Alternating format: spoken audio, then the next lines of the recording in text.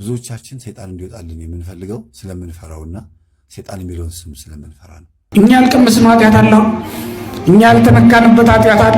ቲክቶክ ስክሮል እያደረግን ቃለ እግዚአብሔር የሚናገር አንድ ሰባኪ ሲመጣ አባቶች ሁላችን የምናውቃቸው ይኖራልና ቶሎ ብለን ስክሮል ምናደርግ መመለስ እንኳን አንፈልግ። ለነዚህ ወንድሞች መልእክት አለኝ፣ ከሳላችሁ አርሱላቸው።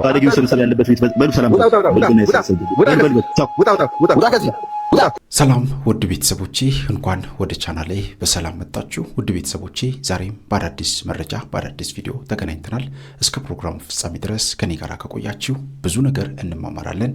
ለዚህ ቤት አዲስ የሆናችሁ ቻናሉን ሰብስክራይብ አድርጉ፣ ቪዲዮውን ላይክ አድርጋችሁ ጀምሩ። በቀጥታ ወደ ዛሬው መርሃ ግብራችን እንሄዳለን። የክርስትናችን ባህሪ በጎነትን የሚገልጽበት ብቻ አይደለም፣ እውነተኝነትንና የተባረከ ነገር በትንሹ የምናድግበትን ተስፋ በትልቁ እያሰብን ትንሹንም እያጣን ሰቀቀን ውስጥ ገብተን እንማቅቃለን። እግዚአብሔር ምሕረቱን ያብዛልን። እየጠወለጋችሁ ነው የምትሄዱት፣ የሚመራመሩት እየጠወለጉ ነው። ዛሬ ምርምሮቻችን እንዲሁ ጠውልገን ነው የምንማረውም፣ ጠውልገን ነው። አስተማሪውም ጠውልጎ ነው፣ ተማሪውም ጠውልጎ ነው። በየቦታው የህይወትና የሐሳብ የቅድና የመርህ መጠውለግ የሚታይብን ነን። በተናጠል ሰው መሆናችን ላይ ደባል ኃይል ስላለ ያ ኃይል ረጅም ዘመን ከህይወታችን ጋር ተባብሯል። ይሄውም ክፉ መንፈስ ነው። በመጽሐፍ ቅዱስ ውስጥ ስለ ክፉ መንፈስ በብዛት ሲነገር፣ ዛሬ ስለ ክፉ መንፈስ ስንናገር በዚህ በሳይኮሎጂ የተደነባበሩና ሐሳባቸው ሁሉ በፍልስፍና ውስጥ የቃዡ ሁል ጊዜ ስለ መንፈስ ይሏችኋል። ሁሌ ስለ መንፈስ እንዲህ ብሎ ነበር እኮ ዮሐንስ መልእክት ላይ ከእግዚአብሔር ከሆነን ዓለም በመላው በክፉ እንደተያዘ እናውቃለን። እዚህ ጋር ምን አድርጓል? ዓይናቸው ተይዞ ነበረ እንዳያውቁት ጌታቸውን፣ አምላካቸውን፣ ፈጣሪያቸውን ደቀ መዝሙር ሆነው ሐዋርያ ሆነው ቀለዮጳና ሉቃስ እኮ ናቸው። ለዛው ነገ ብዙ የሚጠብቃቸው ነገው ተስፋ ኃያል የነበረ አቋም የነበራቸው እዚህ ጠወለጉና ወደ መንደራቸው። ወደ መንደር ሲኬድ እንዲመጠውለግ ነው። በሱስ ይጠወልጋሉ፣ በአመል ይጠወልጋሉ። ዛሬ አብዛኛው ሲጋራ ካላጨሰ መልካም የማይናገር አለ። ጫት ካልቃመ ገበያው የማይታየው ተስፋው በጫት ውስጥ በምርቃና ውስጥ ካልሆነ ይሄ ሁሉ ክርስቲያን ነው። እንግዲህ አብዛኛው ክርስቲያን ነው። ክርስትናችን ክፉን የበለጠ ያዳበረ ለምን ሆነ ብለን ስንጠይቅ በክፉ ስለተያዝን ነው። መመቀኛኘቱ፣ እርስ በርስ በመተት መተሳሰሩ፣ በየቃልቻው በየጠቋው በየወንዛ ወንዙ ባደፈጡ የዲያብሎስ ልጆች ከነሱ መፍትሄ መፈለጉ፣ በዛር በውቃቢው መለመኑ መማጸኑ፣ ይሄ ሁሉ ያመጣው ውጤት መጠውለግ ነው። እየሄዱ ጠውልገዋል። ለያችሁ፣ እየተራመዱ ጠውልገዋል፣ እየተናገሩ ጠውልደዋል። ቋንቋዎቻቸው፣ ምርምሮቻቸው ሁሉ በጌታ ፊት እሱ እያደመጣቸው ምንም አልነበረም። ለቀጣይ ትውልድ የሚሆን ሐሳብ የላቸውም። ወደ ነበር ሐሳብ ሄደዋል። ወደ ተስፋ መቁረጥ አቅጣጫ ገብተዋል። እንዲህ ይለናል። አሁንም ቀለዮጳ የሚባል አንዱ መልሶ አንተ በኢየሩሳሌም እንግዳ ሆነህ ለብቻ ትኖራለህን አሉት። ትኩር ብሎ አይቶታል፣ ግን እንግዳ ነህ አለው። እግዚአብሔር ምሕረቱን ያብዛለን። ለእምነታችን እንግዳ ነን ብዙዎቻችን። ይኸውላችሁ ዛሬ ይህ አይሰራም ወይ ብልን ይሰራል። ብዙዎቻችን ግዴለሾች ነን። ልጆች በስጋ ተወለዱ እንጂ እንዴት እንደምናሳድግ አላሰብንበትም። እንዴት መንበርከክ፣ እንዴት መጸለይ፣ እንዴት በእግዚአብሔር ላይ መተማመን እንዳለ ለመናገር አቅምም ጉልበትም የለንም።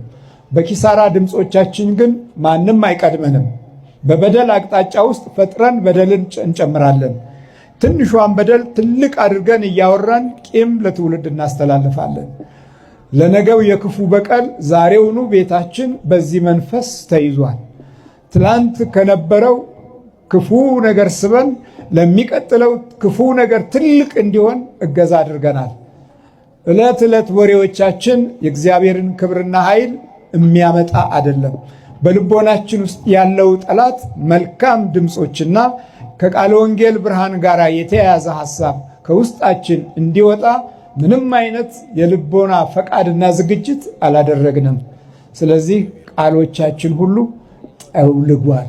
ዓለም ሲቀበልህና ክፉ መንፈስ ሲያይህ በዚህ ጥውላጌ ውስጥ መንደር እንድትቆይ በመንደር እንድታረጅ የመንደር ሰው ሆነህ ነገር ቋጥረህ ዘመንህንና ጊዜህን ለክፉ እንድታውለው የግድ ክፉ ይሰራል።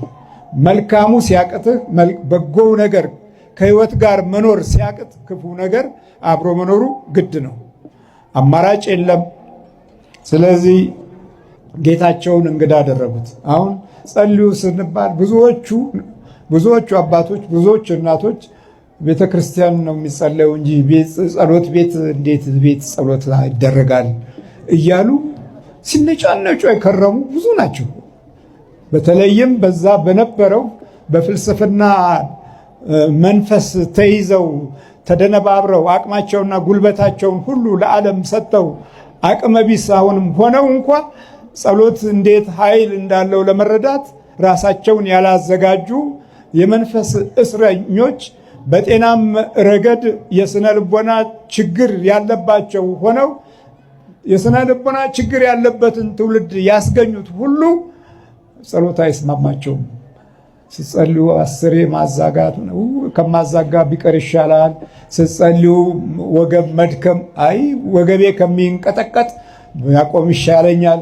የለመድ ነው። አያችሁ፣ ያልሆነ ምቾትን ነው፣ የሚጎዳ ምቾትን ነው፣ ከዲያብሎስ ጋር የሚያስተሳስር ምቾትን ነው።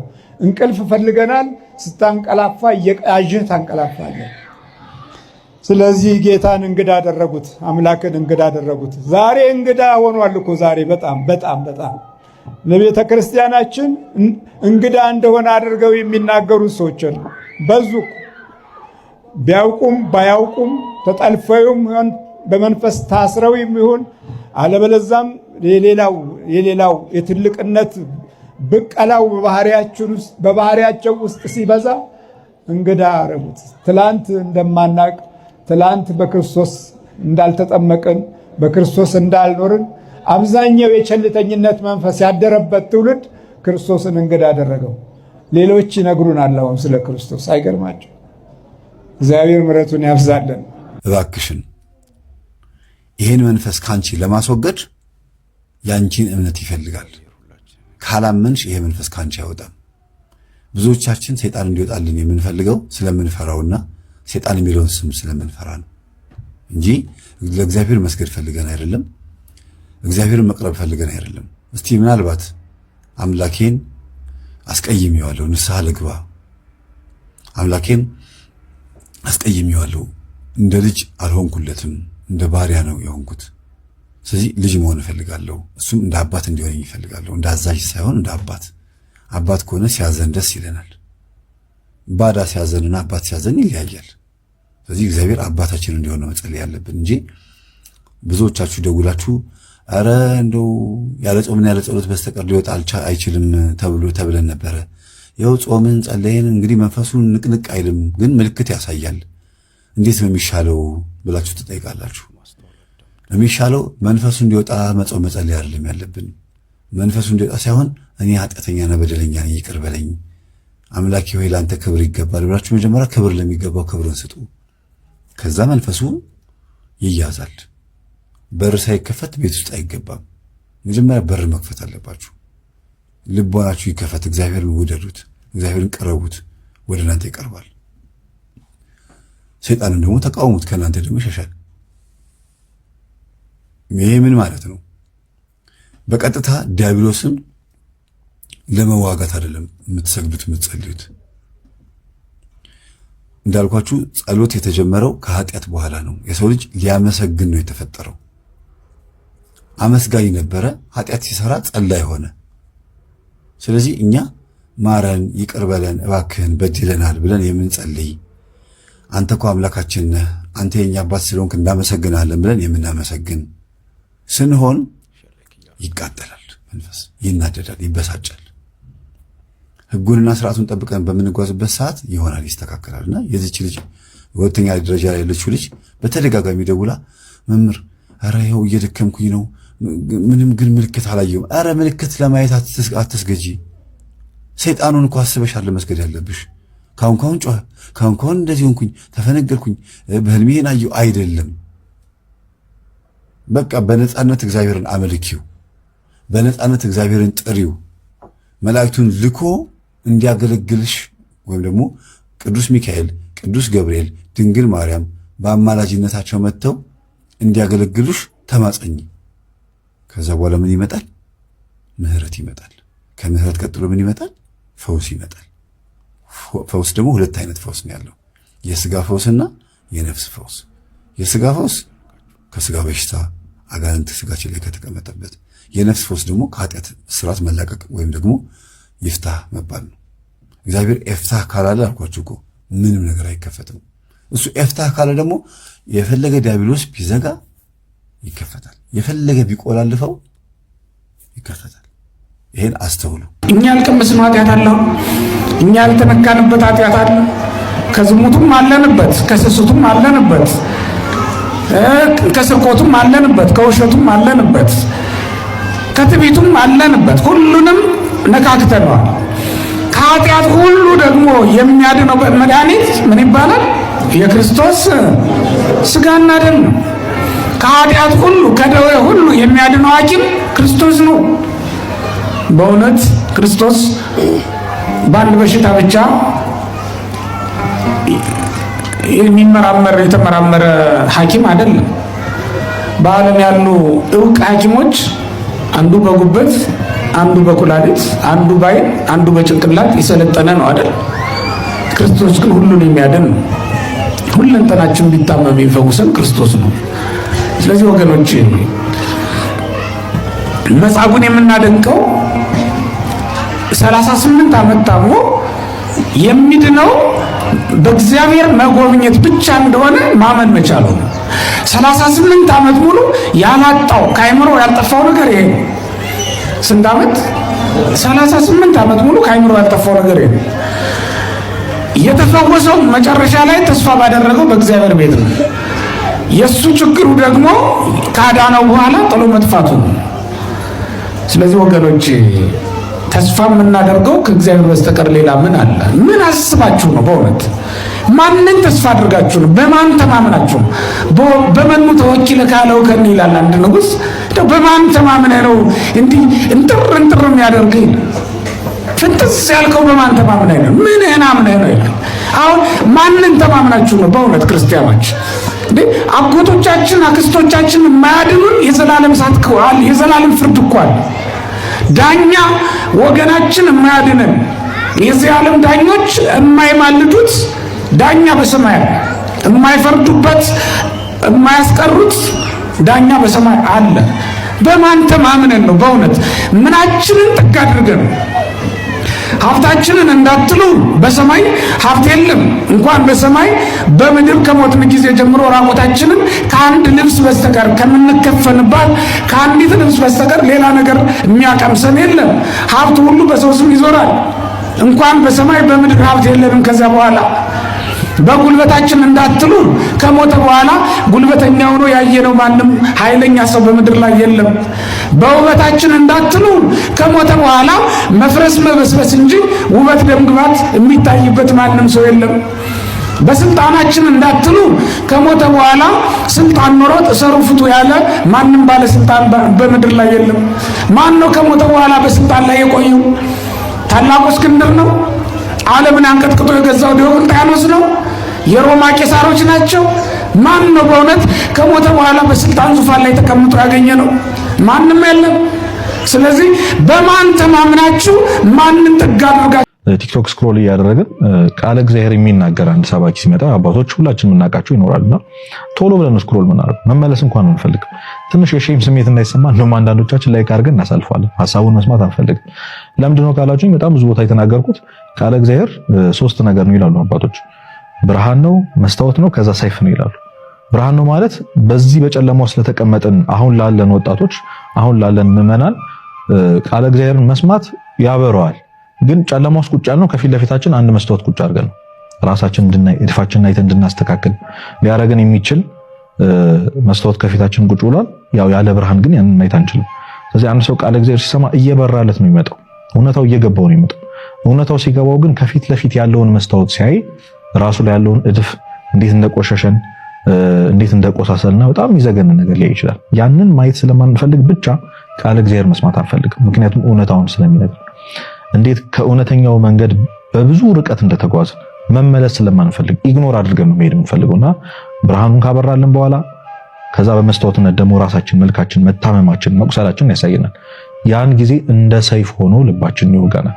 ስለዚህ ብዙዎቻችን ቃለ እግዚአብሔር ስንሰማ በጣም አፕሪሺየት የሚደረግ ስሜት የሚሰማን ከሆነ በትክክለኛ ቃለ እግዚአብሔር አለ የሚሰማው። ሊያስለቅሰን ይገባል፣ ልናፍር ይገባል። ምን አይነት ህይወት ነው እየኖርኩ ያለሁት? እውነት ልኖረው የሚገባው ህይወት ይሄ ነው የሚል ጥያቄ በጣም መጠየቅ ያስፈልገናል። እንዴት ኖርማል ይሆናል? እንዴት ምንም ነገር እንዳልተፈጠረ በጠዋት ተነስተን ህይወታችንን ኖረን ደግሞ ተኝተን ከዛ ያንን ህይወት ወደ መድገም እንዴት እንሄዳለን? እውነት እየኖርኩ ያለሁት ህይወት ትክክለኛ ህይወት ነው ወይ ብሎ ማሰብ ያስፈልጋል። እግዚአብሔርስ ያው እግዚአብሔር የፈጠረን እኮ ታውቃለች፣ ለሱ ነበር፣ እሱ እንድናገለግለው ነው። ግን እግዚአብሔርን አገልጋይ አድርገን ነው እየቀጠርን እየኖርን ያለነው። አብዛኞቻችን እግዚአብሔር የምንፈልገው ለጥቅም ነው። ግን እሱ ከኔ ምንድነው የሚፈልገው? እግዚአብሔር በእውነት እዚህ ምድር ላይ ያመጣኝ ምን አይነት ህይወት እንድኖር ነው የሚለው ነገር በጣም በጣም ወሳኝ ጥያቄ ነው። እነዚህን ጥያቄዎች እግዚአብሔር እንግዲህ ያው መመለሳችንን የሚፈልገውና በየትኛው መንገድ ውስጥ እኛን ለማስተማር እኛን ለመመለስ ብዙ ቀዳዳዎችን ፈልጎ ገብቶ ያውቃል። ይሄንን ቃል ስትሰሙ የመጀመሪያችሁ አይደለም። ቃል እግዚአብሔር ስንሰማ የመጀመሪያችን አይደለም። መለወጥ ለምንድን ነው ያቃተን? ለምንድን ነው መለወጥ ያቃተኝ? ያንን ማለት ያስፈልጋል። እንደውም አንድ ሳይኮሎጂስት ምን ይላል? ሁልጊዜ መለወጥ የምትፈልጉ ከሆነ አንድ ጊዜ ጨለማ ክፍላችሁ ውስጥ ቁጭ ብላችሁ አንድ ሪማርክብሊ በደንብ ሁልጊዜ እየጎዳኝ ያለ መጥፎ የሆነ ነገር እግዚአብሔር የሚያሳዝን አንድ ነገር ግን በየቀኑ ማድረገው ነገር ምንድን ነው ብለህ ራስን ጠይቅ። ሰው ጄኒዩን ሆኖ ከልቡ ራሱን አንድ ጥያቄ ከጠየቀ መልሱን ሁልጊዜም ቢሆን ያገኛል። ያንን መልስ ከመንፈስ ቅዱስ ከእግዚአብሔር ያገኛል። እኛ መጠየቅ አንፈልግም። ብንጠይቅ እንኳን መልሱ እስኪመጣ ድረስ መታገስ አንፈልግም። ምክንያቱም መልሱ ልክ አይደለህም ወይም ታማሃል መዳን አለብህ የሚል ስለሆነ፣ ስለዚህ ከልክ ባይነት ወጥተን መታማችን አውቀን ሐኪም ቤት ወደ ተባለችው ወደ ቤተክርስቲያን ልንሮጥ ይገባል። ለነዚህ ወንድሞች መልእክት አለኝ። ከሳላችሁ አድርሱላቸው። ባለጊዜው ስብሰባ ያለበት ቤት በሉ። ሰላም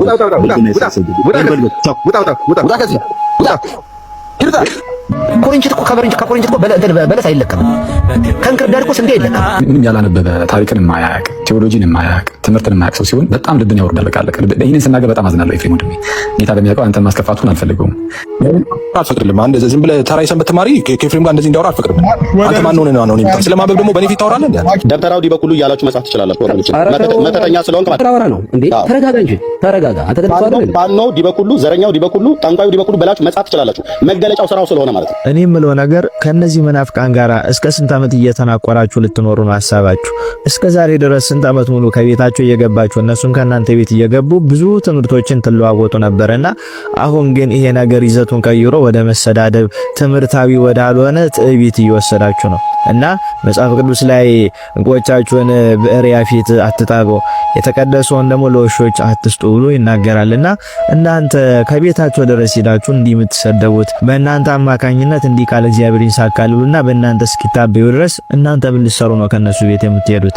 ምንስ ታደርጋላችሁ? ምንስ እያተረፋችሁ ነው? ምዕመኑስ ከእናንተ ምን ይማራል? ስራዬ ብሎ ከነሱ ቤት ገብቶ የሚማር ክርስቲያን ካለ ስራው ያውጣው። ጥያቄ ያለበት ክርስቲያን ግን መጥቶ እናንተን እንዲጠይቃችሁ ቤታችሁን ከፍታችሁ ቁጭ በሉ እንጂ ከነሱ መንጋ መሃል ገብታችሁ እንደማይለወጡ እያወቃችሁ ስንት ዓመት ሙሉ እንደተከራከራችኋቸው እያወቃችሁ ያለ ምንም ለውጥ ዝም ብላችሁ ገብታችሁ የምትዳክሩት ለምንድን ነው?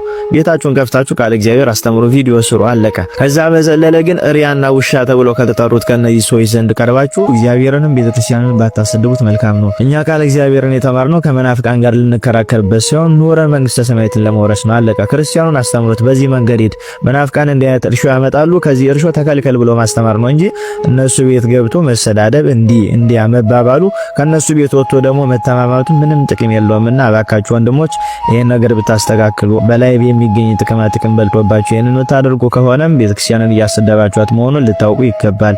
የራሳችሁን ቤት ከፍታችሁ አስተምሩ። ኮፒ ሊንክ እያደረጋችሁ ከቻላችሁ ሜንሽን እያደረጋችሁ ይሄን መልእክቴን አድርሱልኝ። ሊቆም ይገባል። በጣም ደስ የማይል ከስርዓተ ቤተክርስቲያን የራቀ የቤተክርስቲያን አስተምሮ ያልሆነ ንግግርና ግንኙነት ነው እያደረጋችሁ ያላችሁት። ለምታስተምሩት ትምህርትና ለምትሰጡት ምክር እግዚአብሔር ይስጥልን። ከዚህ ውጪ ግን ከዚህ የዘለለ ነገር ባታደርጉ መልካም ነው እላለሁ። ይቆያል። ይለያል። እስኪ ቪዲዮ እንመልከትና እንደ አንድ እንደነቃ ክርስቲያን የራሳችንን ምላሽ ደግሞ ምንሰጥ ይሆናል ማለት ነው። በዛሬው መርሃ ግብር ሊቃውንቱ መልስ እንዲሰጡ መነሻ የሆነን ቪዲዮ አብረን አይተነው እንመለስ።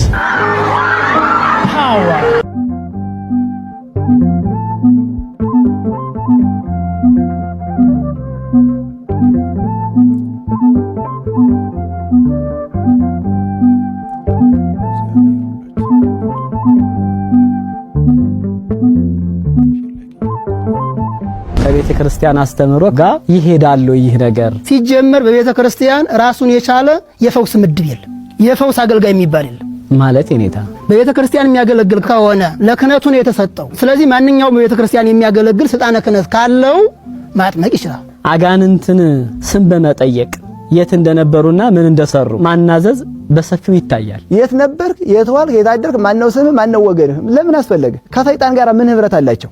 ሲጀመር አጥማቂ ሲያጠምቅ ጸሎት እየጸለየ ነው እንጂ እያስቀባጠረ ነው እንዴ? የሱን ፍላጎት እኮ አሁን እየተናገረ ያለው አጥማቂው እንጂ ሰይጣኑ ከራሱ ፈልጎ ተቃጥሎ መንፈስ እግዚአብሔር ሲያቃጥለው እየተናገረ ቃል አይደለም። ስለዚህ ሀብተ ፈውስ ብሎ ክህነት ለብቻ የሚሰጥ ነገር የለም። እንግዲህ እንደተመለከታችሁት እሸቱ ፕሮግራም አለቀበት መሰለኝ። ለብዙ ሰው ፈውስ የሆኑ ለብዙ ሰው መድኃኒት የሆኑ ለብዙ ሰው የጭንቀት መፈቻ የሆኑ አባቶችን እንግዲህ ቁጭ አድርጎ ሲያሰድብ ሲያዘልፍ ነው እንግዲህ የዋለው ማለት ነው። ይህንን ሙሉ ቪዲዮ ካያችሁ በእርግጠኝነት ልትረዱኝ ትችላላችሁና በጣም ነው የሚገርመው። በዚህ ዘመን በነገራችን ላይ እኛ ክርስቲያኖች ነቅተናል ማለት እንደ ድሮ አይደለንም። በቃ አሁን ላይ ጭንቀታችንን የምናውቀው ችግራችንን የምናውቀው ያለንበትን ህይወት የምናውቀው እኛ የነቀን ክርስቲያኖች ነን። እናውቀዋለን ችግራችንን እኛና እግዚአብሔርና የእግዚአብሔር ጸጋ ያደረባቸው እነዚህ አባቶች ናቸው የኛን ችግር የሚያውቁት። ማንም ችግራችንን አያውቅልንም። ማንም ችግራችንን አያውቅልንም። ማንም ሰው ማለት ነው። እስኪ በየጸበሉ ቦታ ሄዱ፣ እስኪ ተመልከቱ ስንቱ እንደሚሰቃይ ስንቱ እንደሚማቅቅ እስኪ ሄዳችሁ ተመልከቱ። እስኪ በየጸበሉ ወጣቱን ሱስ በሱስ ያደረገው ዝምተኛ ያደረገው ሰው በየቦታው በየግፍ የሚገደለው ሰው እየሰራ አልሳካ ያለው ትዳር አልበረክት ያለው ከሰው ጋር አልስማማ ያለው በምን ምክንያት ነው? እስኪ ይሄን ነገር ቁጭ አድርጋችሁ እስኪ አስተምሩን። እስኪ ቁጭ አድርጋችሁ ዘርዝራችሁ እስኪ እንማር። እስኪ ምንድነው እንደዚህ የሚያደርገን? በጣም ክፉ ሰዎች አይምሯችን የተበላሸ ሰዎች ያደረገን ነገር ምንድነው? ለምንድነው የሚጨንቀን? ሁሉ ነገር ኖሮን እንደሌለን የሚሰማን ለምንድን ነው? ምን ሆነን ሱሰኛ የሆን ነው? ምን ሆነን ነው ዝምተኛ የሆን ነው? ምን ሆነን ነው ማናስቀድሰው? ምን ሆነን ነው ማንጸልየው? ምን ሆነን ነው ማንሰግደው? ምን ሆነን ነው ቤተክርስቲያን የማንሄደው? ምን ተገኝቶ ነው የሁላ ሰው ግብረ ሰዶም ህይወት ውስጥ ያለው? ምን ሆኖ ነው የሁላ ሰው ይሄ ውጥንቅጥ የሆነ ህይወት ውስጥ የገባው ሰው በምን ምክንያት ነው? ይሄን ነገር ለምን አታስረዱን? በስትክክል ለምን አታስረዱን? ጭንቀታችንን ያለንበትን ሁኔታ ስቃያችንን የሚያውቀው እግዚአብሔር አምላክና የእግዚአብሔር አምላክ መንፈስ ያደረባቸው እነዚህ አባቶች ናቸው የሚያውቁት። ሌላ ሰው ማንም አያውቅም፣ አይረዳም። ስለዚህ አሁን ላይ ምንም ብትሉ ማንም ብትሉ በነገራችን ላይ የነቃ ክርስቲያን ነቅቷል። እንደ ድሮ አሁን ዝም ብሎ የተናገራችሁትን ሁሉ የሚሰማ ሰው የለም በዚህ ሰዓት። በቃ በዚህ ሰዓት ህይወታችን ነው የሚመራን እና እባካችሁ አንዳንድ ጊዜ የምንናገረውን የምንቃወመውን ነገር እንወቅ። ኧረ በጣም ይከብዳል። ማርያምን በዚህ ጊዜ ማለት ነው በዚህ ዘመን እንግዲህ ስንቱ በጠፋበት ስንቱ ጠፍቶ በቀረበት ዘመን እስቲል አሁን ድረስ እነዚህ አባቶች ናቸው የተመረጡ የሚቀጠቀጡት። ጭራሽ አገልግሎታቸውን ከማይመስሉ እምነት ተከታዮች ጋር ጭራሽ ከነሱ ጋር ቪዲዮአቸውን አንድ ላይ አድርጎ እንደ አይነት ተደርጎ ቢያንስ የሚያስተምሩት በዛ ፈውስ ላይ የሰበኩት ነገር አይሰማ አይነገር። ዝም ብለ ቪዲዮ አመጣ በመዝሙር አቀራብረ እንደዚህ ነው አስባልክ። መምህር ግርማ ከፈውስ በፊት ከአንድ ሰዓት በላይ ቆመው አስተምረው መክረው ገስጸው ነው ከዛ ወደ ፈውስ የሚገቡት። ዝም ብሎ መጥቶ ማስጮህ ምናምን አይደለም። አስተምረው ገስጸው መክረው ብዙ ነገር አድርገው ነው ከዛ ወደ ፈውስ የሚገባው። ይሄን ነገር ለምን አወጣችሁ ተሳዩ? ለምን ሙሉ ቪዲዮ ነው ተሳዩ? በጣም ነው የሚያናደው። ብቻ እናንተ የምትቃወሙት ትምህርት ይሄ ትምህርት ነው። እንግዲህ ለምንድን ነው ማታ ማንጸልየው? ለምንድን ነው በርከክ ማለትን ያለመድነው? ባለመንበርከካችን ምን መጣ? ባለመጸለያችን ባለመስገዳችን ምን ሆነ? አይነ ጥላ አብሮ ተወለደ። አይ ማታ ጸልይ ስለማትተኛ ከልጆች ጋር አይነ ጥላው አብሮ ተወለደ። የጨለማው ጊዜ ከልጆች ጋር ሆነ። ውስጣቸውን ሰረቀው። ሲያድጉ አብሯቸው አደገ። ባህሪያቸውን መሰለ፣ ጠባያቸውን መሰለ። ሲናገር መንፈሱ መናገሩን አታቅም። ሲጣላ መንፈሱ አብሮ መጣላቱን አታቅም። ቋንቋው ሲለወጥ አይገባህም። አካሄዱ ሲዛባ ወዴት እንደሚመራው አይኑ ላይ ሆኖ አይኑን አቅጣጫ እንዴት እንደሚያስለውጥ አንረዳም፣ አይገባንም። ስለዚህ በዚህ ጊዜና ሁኔታ ውስጥ ትውልዱ ተሳሰረና ወደ ቀኝ ስትለው ወደ ግራ ይሄዳል፣ ወደ ግራ ስትለው ወደ ቀኝ ይሄዳል። ቁጭ በል ስትለው ይቆማል፣ ተኛ ስትለው ይሮጣል። ግራ ገብት ያለው ነገር ላይ ደረሰ።